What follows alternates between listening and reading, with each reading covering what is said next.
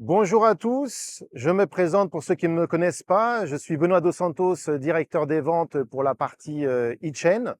Bienvenue à la 7e journée porte ouverte IGUS. Je me trouve devant les nouveaux bâtiments IGUS, mais il nous manque une personne, Franck Roguier, qui est le directeur des ventes Drytech, qui va nous rejoindre.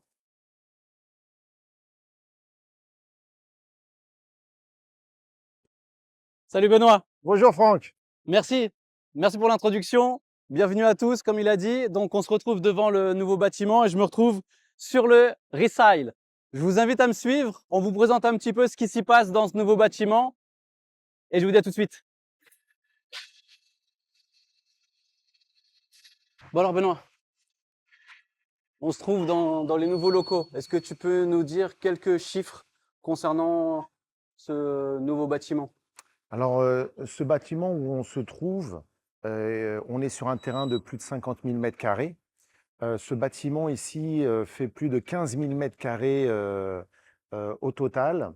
Et sur ces 15 000 mètres carrés, on va avoir plus de 2600 mètres carrés de bureaux. Ok. Et est-ce que tu peux me parler un petit peu de la structure? Pourquoi ce concept? Alors oui, on a repris le concept qu'on a déjà utilisé dans l'usine actuelle, c'est-à-dire que à l'extérieur, on a les pylônes jaunes qui permettent de maintenir toute la structure du bâtiment et c'est pour ça qu'ici, on a une surface qui est complètement Ouais, libre. c'est impressionnant. Donc voilà, ça permet d'aménager vraiment comme on veut. Donc ça, c'est vraiment l'agilité IGUS. Les bords de l'usine aussi peuvent être démontés. Comme ça, si on veut agrandir, puisqu'on a encore de la surface, c'est tout à fait faisable grâce à cette structure-là. Ok. Et vu qu'on veut être neutre en CO2, on essaie de faire plein d'initiatives. Qu'est-ce qu'on a fait sur ce bâtiment-là en tant qu'initiative pour aller dans ce sens-là? Alors dans ce bâtiment-là, il est complètement équipé en panneaux solaires pour pouvoir alimenter toutes les machines qui vont se trouver ici. Donc ça, c'est pour le nouveau bâtiment. Maintenant aussi, dans les bâtiments actuels, eh ben, là où il y a vraiment beaucoup plus de machines de production, eh ben, on récupère toute la chaleur de ces machines-là pour pouvoir chauffer les bâtiments. Ok, très bien, super. Maintenant, Franck, je t'ai expliqué un petit peu le, où on se trouvait, les mètres carrés, mais qu'est-ce qu'on va produire en premier ici? Alors, on a vraiment intégré les locaux, on va dire, depuis fin 2023. On a vraiment commencé à mettre les choses en place. On va incorporer les fast growing business. Donc, ça veut dire, c'est toutes les petites licornes que l'on a en gamme. Donc, la gamme Igubal, Xeros, Drylin et les choses comme ça. Mais on a vraiment commencé avec Resile. C'est le vélo avec lequel je suis arrivé. Et je vais te présenter un petit peu cette petite production qui commence à débuter chez nous. On y va. Ça marche? Franck, on se retrouve dans la production de Resile. Tu peux nous expliquer l'histoire et le concept? Ouais. Alors Resile, au tout début de ce concept-là, on l'a appelé Igus Bike. Et l'idée est venue en 2005 par notre cher PDG Frank Blaze. Pour la petite histoire, il était en Floride avec sa famille et il vient pour louer un vélo. Et le vélo qu'il a, en fait, il est corrodé. Et en fait, la première idée qu'il a, en fait, c'est de le ramener au loueur en lui disant on a un problème avec le vélo, il est corrodé. Et le loueur lui dit bah écoute, on va avoir plein de problèmes sur toute la côte parce que en air salin, tous les vélos rouillent. Et lui, il s'est dit c'est pas normal, je suis leader mondial des composants mécaniques, on va dire, dans le vélo, dans le Polymère, secteur ouais. du vélo. Pourquoi je créerais pas mon vélo? Donc l'idée a émergé et c'est que 10 ans plus tard, on a commencé à faire les premiers prototypes, Oui. jusqu'à en fait à arrêter la production, recommencer, on a redesigné, donc voilà, jusqu'à créer après l'idée de la plateforme. Donc on a créé une plateforme qui s'appelle Igus Bike pour le moment, donc maintenant Airstyle et là on vient vraiment révolutionner le monde du vélo. Donc on produit nos vélos, je vais vous expliquer un petit peu après.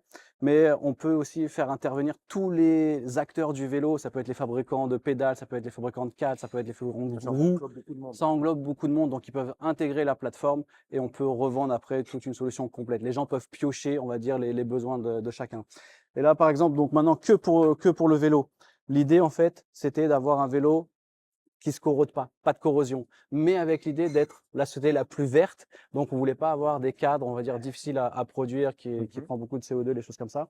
Et le cadre et les roues, en fait, aujourd'hui, sont en matière recyclée. Donc, c'est les filets de pêche qui sont 100% recyclés, qu'on remet dans un process de fabrication et on vient fabriquer nos cadres et nos roues. Ok. L'avantage, on va dire, c'est que c'est beaucoup plus facile à fabriquer. On est en moulage ici par injection. On peut choisir les couleurs, on peut vraiment faire ce que l'on veut. Et au-delà de ça, on a fabriqué nos guidons. Tout ce qui est pédalier à l'intérieur ici, on va dire, c'est un système planétaire que l'on a fait avec nos engrenages, avec les produits Igus. On a les roulements Xyros à l'intérieur, les roulements de roues. Donc on a vraiment repris tout notre savoir-faire en fait dans notre vélo. Et aujourd'hui, le design, quand on a fait le salon industrie sur Paris, il a fait un effet waouh, c'est quoi votre vélo? Et ça aussi, c'est un petit peu la tendance qu'on veut faire. On est très reconnu dans l'industrie, mais pas forcément dans le B2C. Et là, aujourd'hui, avec ce vélo-là, on peut intégrer le B2C. Très bien. Merci pour toutes ces explications.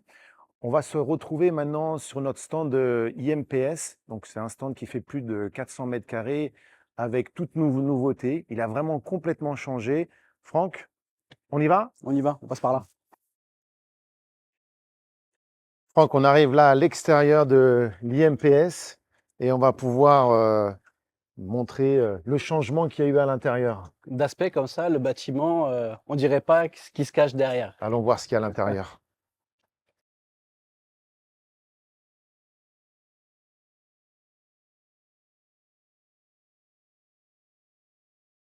Benoît, on se retrouve maintenant à l'intérieur du nouveau IMPS.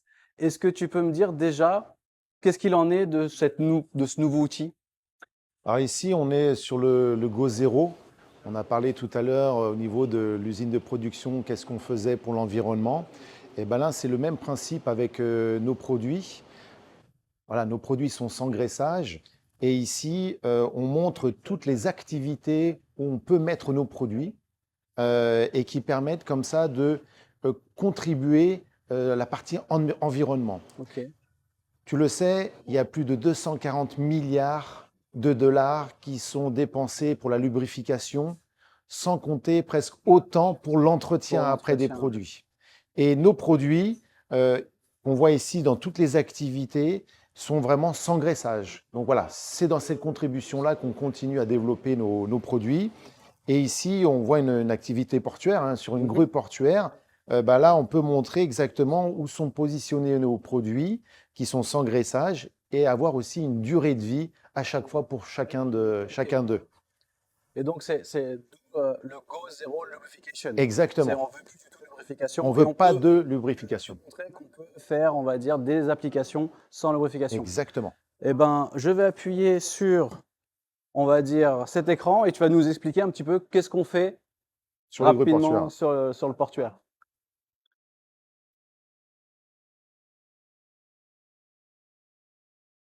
Voilà, ici, on a représenté une grue portuaire et on peut retrouver où sont positionnés nos produits exactement de la même façon avec IgusGo, hein, quand on prend la photo. Et donc, on peut voir ici au niveau des roues qu'on peut positionner notre Igutex, donc un palais lisse spécifique pour avoir des très très grosses charges et sans aucune lubrification. Et dans ce milieu-là, c'est vraiment très important. Et aussi, on donne une durée de vie pour chacun de nos produits. Si on revient en arrière, eh ben, on peut retrouver nos solutions en chaîne porte-câble.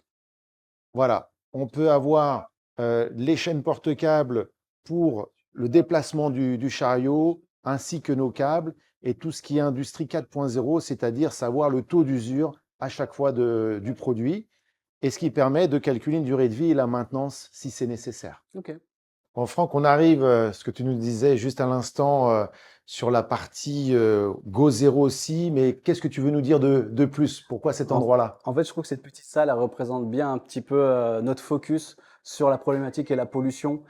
Cette goutte de graisse qui vient représenter 1 litre de lubrification qui tombe dans l'océan, ça vient contaminer 1 million de litres d'eau.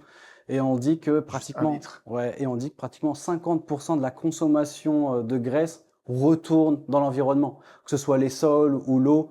Donc, c'est pour ça que là, on met vraiment en place cette action Go Zero Lubrification avec les plastiques en mouvement. C'est vraiment notre volonté de pousser cette action-là. Mais je trouve que cette salle, elle est géniale pour ça. Et je voulais la montrer. Bien. Elle représente bien notre action. Tout à fait. Et là, je vais présenter la petite application qu'on sert de temps en temps avec nos clients, IgusGo. Donc, je te présente ça rapidement. Ok, merci. Ça marche? Ok, donc là, maintenant, je vais expliquer un petit peu l'application IgusGo. Donc, rapidement, on vient prendre une photo avec la caméra. Ici, on va prendre l'exemple d'un tracteur, et ce n'est pas un vrai, mais si on le faisait avec un vrai, ça marcherait tout autant. On fait utiliser la photo. Donc, actuellement, c'est en anglais, mais on est en cours de traduction pour l'application française. Et on voit ici sur l'écran que la photo correspond à 93% liée au tracteur. Donc, si je clique sur tracteur, ici, j'ai par exemple des exemples d'applications des produits Igus dans le secteur du tracteur. Et si je rentre ici plus particulièrement, j'ai des exemples d'applications que l'on peut retrouver par exemple dans le secteur du tracteur. Et si je clique par exemple sur le TX1, qui est une application, on voit, voilà, ici on est dans les turbines, ici on est dans tout ce qui est moissonneuse-batteuse, on peut être partout dans plusieurs types d'applications.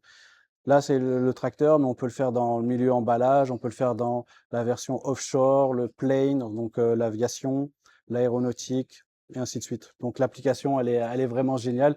Je vous invite à la télécharger si vous voulez plus d'idées sur les solutions avec Go Zero Lubrification. Je vous remercie.